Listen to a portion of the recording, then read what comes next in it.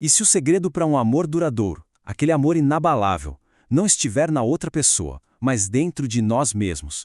Vamos mergulhar nas ideias de um best-seller que tem uma promessa e tanto, a de transformar os maiores desafios de um relacionamento na maior força que um casal pode ter.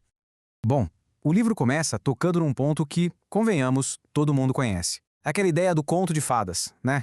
A nossa cultura meio que vende essa imagem de que o amor romântico é encontrar a pessoa certa e pronto, tudo se resolve como mágica. Só que aí vem a vida real, e com ela, a pergunta que muitos casais acabam se fazendo.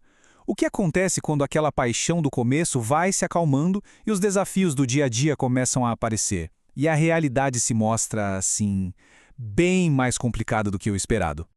Então vamos começar por aí, analisando essa distância que muitas vezes existe entre a expectativa que a gente cria sobre o romance e a realidade, que quase sempre é bem mais desafiadora.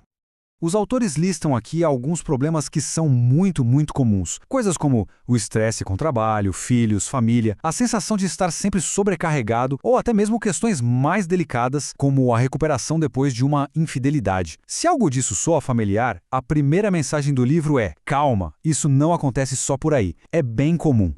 E agora, a gente chega na ideia central do livro. É aqui que ele propõe uma mudança radical na forma como a gente normalmente enxerga a raiz das nossas frustrações no amor. Pois é, essa é a grande virada de chave que o livro propõe.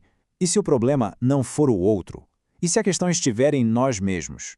A proposta é parar de apontar o dedo e começar a olhar para dentro, para a nossa própria programação, para os nossos gatilhos emocionais. A tese é a seguinte: a outra pessoa não causa as nossas reações, ela apenas revela gatilhos que já existem dentro da gente. É como se o parceiro ou a parceira fosse um espelho. A responsabilidade de entender e reprogramar esses gatilhos, segundo o livro, é toda nossa. E essa frase resume perfeitamente a ideia. Os desafios do relacionamento, na verdade, seriam oportunidades. Oportunidades disfarçadas que nos empurram para fora da nossa zona de conforto, que é justamente onde todo o crescimento acontece. Ok, mas como a gente cresce a partir disso? O primeiro passo, segundo o livro, é entender as diferenças de energia que existem entre os parceiros, que muitas vezes são invisíveis, mas fundamentais.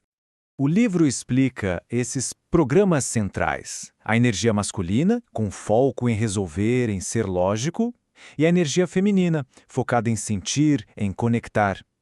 Entender isso ajuda a explicar tantas falhas de comunicação, sabe? É aquela dinâmica clássica em que um lado quer apresentar uma solução prática e o outro só quer conexão emocional. Tem um exemplo ótimo no livro que ilustra isso perfeitamente. Ele, pensando em resolver um problema prático da casa, compra um exaustor.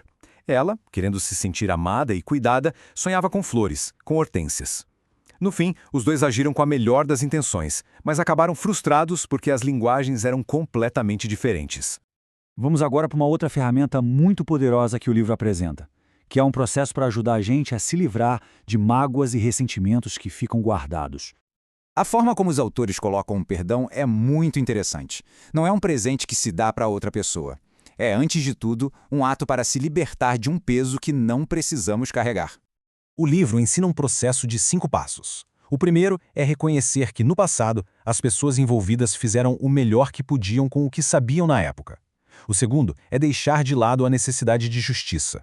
O terceiro é buscar a lição ou a bênção por trás da dor.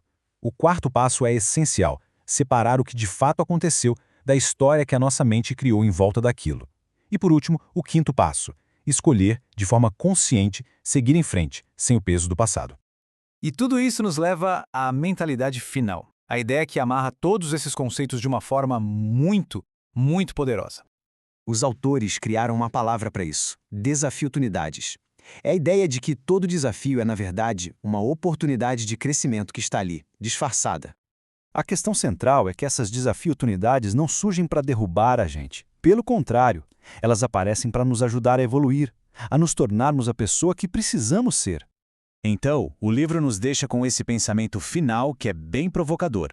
E se o maior problema que se enfrenta num relacionamento for, na verdade, a maior oportunidade, não um sinal de fracasso, mas sim um motor para o nosso próprio crescimento pessoal?